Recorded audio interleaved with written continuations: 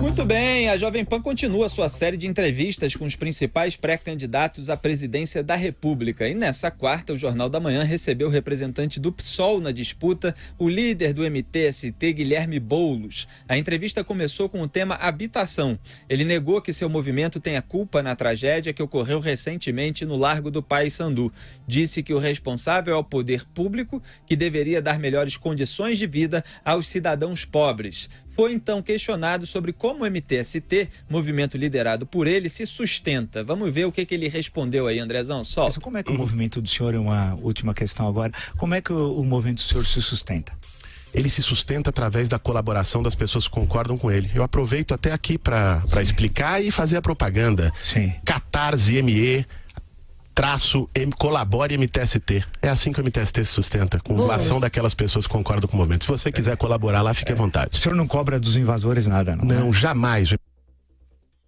Tá aí o Guilherme Boulos, e quando a conversa foi para a economia, o Boulos chamou o ajuste fiscal iniciado por Dilma e aprofundado por Temer de insano. Vamos ver mais um pouquinho, depois a gente comenta tudo, Andrezão.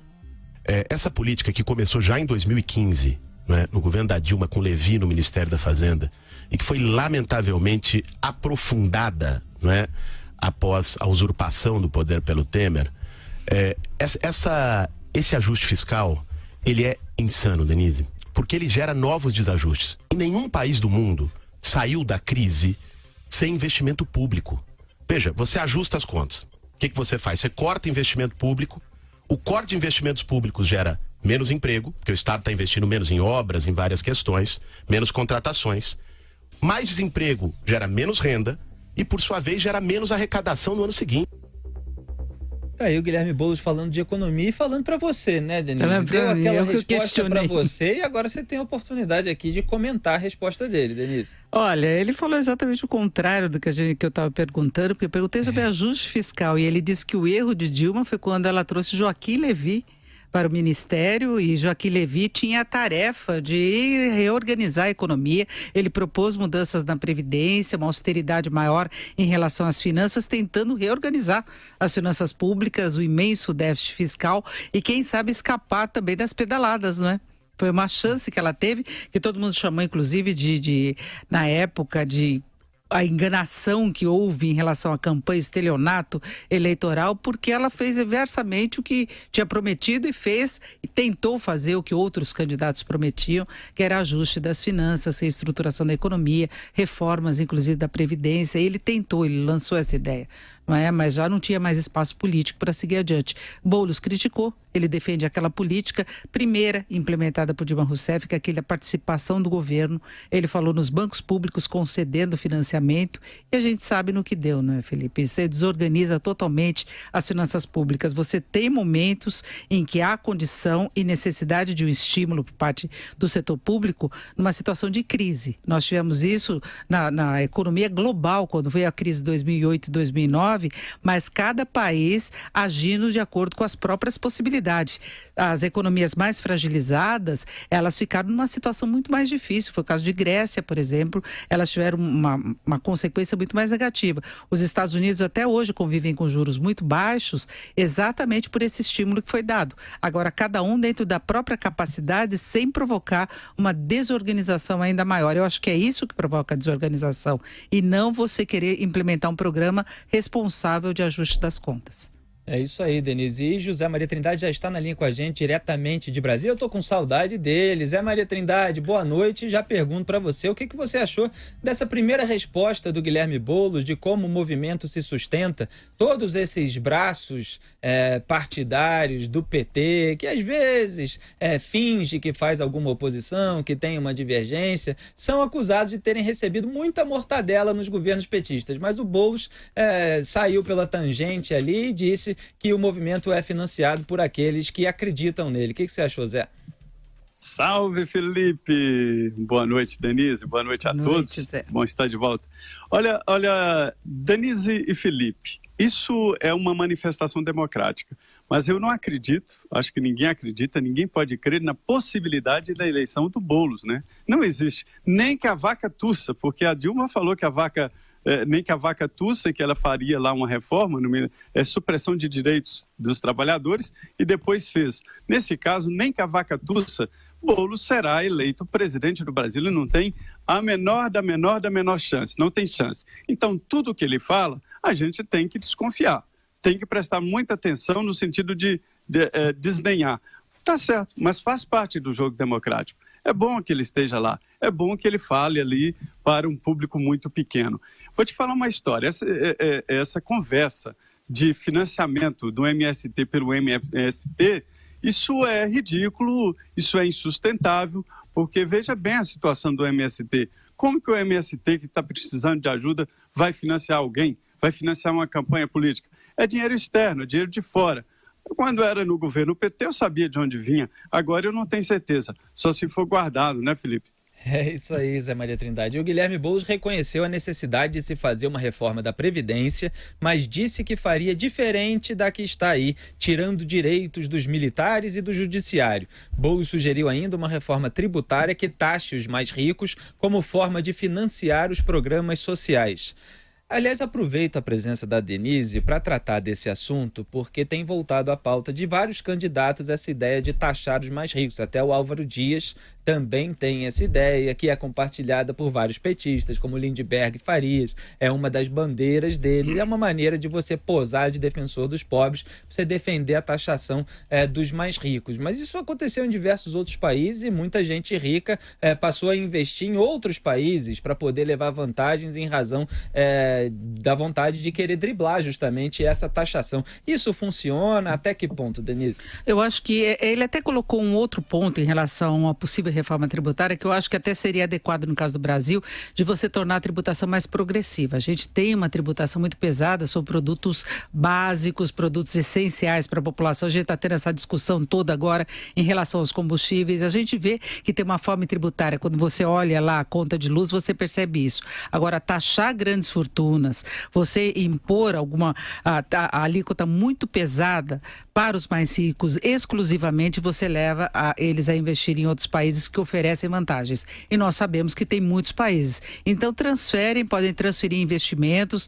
Tem casos famosos no exterior da Europa, que tem uma taxação muito pesada em alguns países, e as pessoas simplesmente, às vezes, até mudam de país para não sofrer, porque a taxação abocanha uma fatia muito grande do ganho. Então, eles têm como manobrar. É exatamente a faixa da população que tem condições, mecanismos de investir no exterior, de escapar dessa tributação. Agora, eu acho que o Brasil tem uma tributação injusta, sim, nessa questão. E então, quando você tem muito imposto indireto, e a gente tem penduricalho para tudo que é produto e serviço, aí a pessoa que ganha menos e consome aquele produto, ela proporcionalmente tem uma carga tributária maior.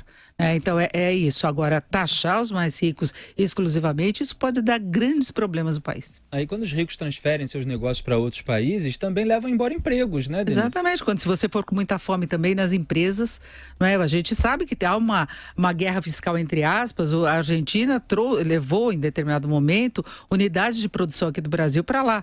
Então, você tem investimentos de outros países. Quando você pega uma multinacional, por exemplo, uma das escolhas são os países que oferecem melhores condições de negócio, uma carga tributária menor, encargos trabalhistas menores. Então, tudo isso afeta a condição de investimento em um ou em outro país. Então, é preciso pensar muito. Não é aquela questão do Robin Hood, não, que você vai tirar dos ricos para dar para os pobres, que pode dar muito errado.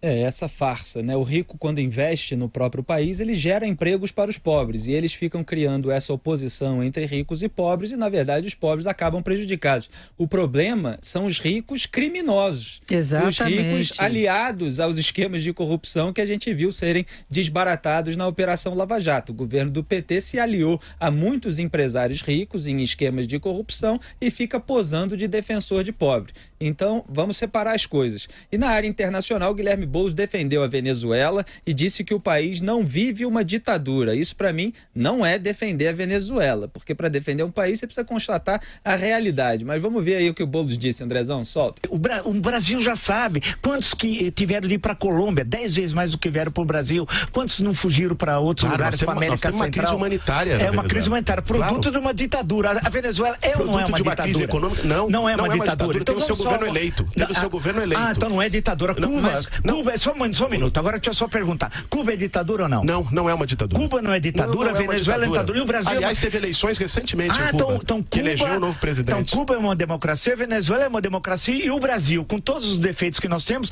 você faz essas críticas violentas ao poder, ao judiciário. O Brasil é uma ditadura? Não, não é. Mas o governo não é golpista ou não? O governo é legítimo. E o governo Maduro é legítimo? Não, o governo Maduro foi eleito pelo povo, Temer não. Tá. Essa é uma diferença. Temer foi eleito junto com a Dilma. Como não? Ninguém vota em vice ou mas Vila. o que é isso? Tanto que o Itamar foi ilegítimo. Vamos falar a verdade. Quer dizer, Guilherme Boulos negando que existe uma ditadura em Cuba, negando que existe uma ditadura na Venezuela e falando cinicamente em eleições naqueles países onde não existe oposição, principalmente nessa última na Venezuela e em todas as que ocorreram em Cuba. Não tem partido de oposição. Lá em Cuba é só o Partido Comunista Cubano. E agora, na Venezuela, eles tiveram simplesmente um opositor que é a oposição consentida, o Henrique Falcón, que é um ex-chavista, que foi lá participar só para perder do Nicolás Maduro numa eleição, obviamente, fraudada em todos os sentidos. Então a oposição de verdade, a MUD venezuelana, não participou e o Boulos fica falando como se fosse um regime democrático legítimo, porque ele sempre esteve do lado do PT, que sempre apoiou a ditadura, sim, de Hugo Chávez e de Nicolás Maduro, que foi erguida com dinheiro de propina da Odebrecht, Denise. Eu acho que o posicionamento dele foi muito mais de alinhamento ideológico, para não contradizer o que já foi dito anteriormente, do que de uma postura que ele pensa, porque ele demonstrou, inclusive, aí um reconhecimento em relação à situação gravíssima que a população da Venezuela está, as pessoas vindo para o Brasil não só pela falta de alimentos, pela falta de remédios, de emprego, mas também por medo de perseguição política, sim, porque isso existe, tem as milícias, ele até argumentou com a gente em determinado momento que também há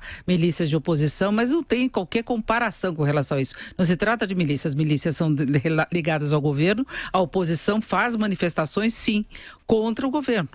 Você tem uma situação de quase guerrilha que só não é mais porque ainda tem a participação do Exército apoiando boa parte do governo Maduro. Aliás, não dá para entender o porquê desse apoio numa condição econômica cada dia pior. Ele até ressaltou que a Venezuela pode ter o petróleo, foi muito importante no passado. Agora a Venezuela passou por um desmonte tão pesado que hoje ela não consegue nem aproveitar essa alta do petróleo que nós estamos vendo, que é um dos grandes produtores do mundo, que poderia agora estar tirando um pouco a corda do pescoço, mas eles desmontaram todo o parque industrial deles, houve uma desativação, falta de investimentos e agora eles não conseguem acompanhar. Inclusive vai vir retaliação dos Estados Unidos, proibindo a comercialização de produtos lá, importados da Venezuela, e isso pode prejudicar as vendas que eles têm em empresas instaladas lá.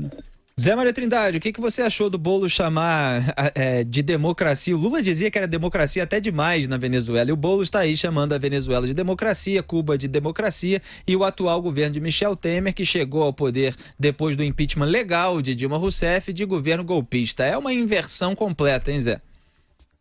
Governo golpista e democrata. Felipe, é aquela história, né? Um discurso para 0,5%. 0,5% acredita no que ele diz e eu acho que isso faz parte do jogo democrático. É um discurso muito fácil, eu não comentei na resposta anterior, quando ele fala, Denise, em taxar os ricos, taxar as grandes fortunas. Isso não dá certo, isso não deu certo em nenhum país, mesmo nos Estados Unidos, onde as grandes fortunas são pesadamente taxadas, principalmente quando a transferência de uma geração para outra, né, é 25%.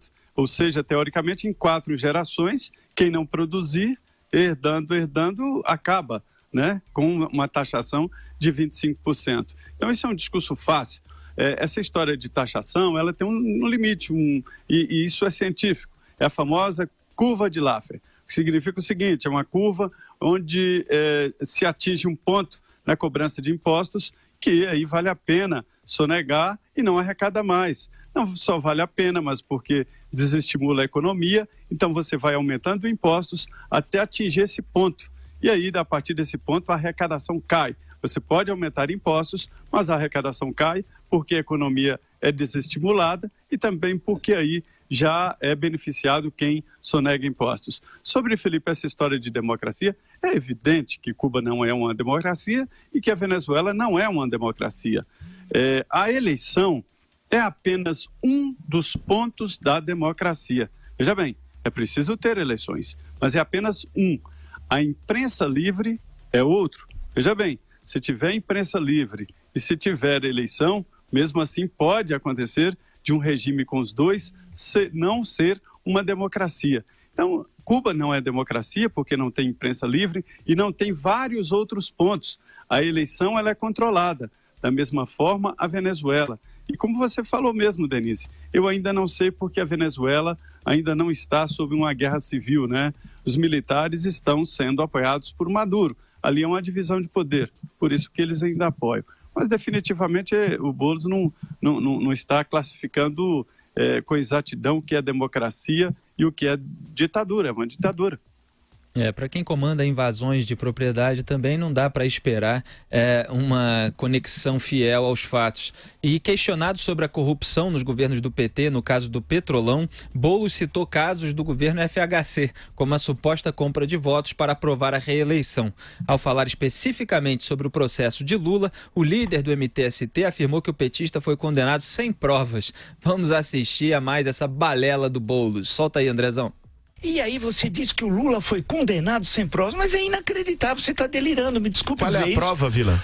Toda uma ampla documentação, volumes e mais volumes. Você está falando volumes, papéis, qual é a prova concreta? A prova concreta, por exemplo, que o seu movimento invadiu o triplex, né? O triplex que não está em nome do Lula e que, aliás, não foi o Lula para despejar lá. O MTST foi ocupar, quem que despejou? Sim, porque ele usa terceiros, tal. Estou perguntando se você acha que essas relações do Lula com a OAS e a Odebrecht foram Veja ilícitas. Só, não, o que eu acho é o seguinte, no sistema político brasileiro, lamentavelmente, há uma promiscuidade entre o público e o privado, né?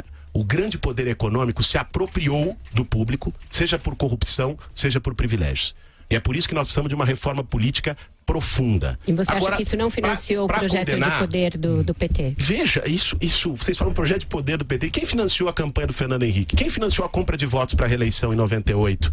Foi quem? A imprensa noticiou tudo isso. Pois é, não, mas não estou dizendo que a imprensa não noticiou. Eu estou dizendo que quem financiou? Essa é a questão. Mas o fato do Fernando Henrique ter sido corrupto, eventualmente aplaca a sua... você acha que então tudo bem, tudo certo, o PT fazer o mesmo? Eu não estou te dizendo aqui que o Fernando Henrique é ladrão e corrupto. Eu estou dizendo que o sistema político brasileiro, no qual o Fernando Henrique governou e o Lula governou, é um sistema que está marcado... Não, não estou dizendo que os governos são a mesma coisa. Vamos lá. Estou dizendo que é um sistema que está marcado por uma estrutura de apropriação do público pelo privado. E por isso, combater a corrupção, se a gente quer ser consequente de verdade, não só fazer panfletarismo, combater a corrupção, a gente faz com uma reforma política profunda, que tirem as raposas do galinheiro.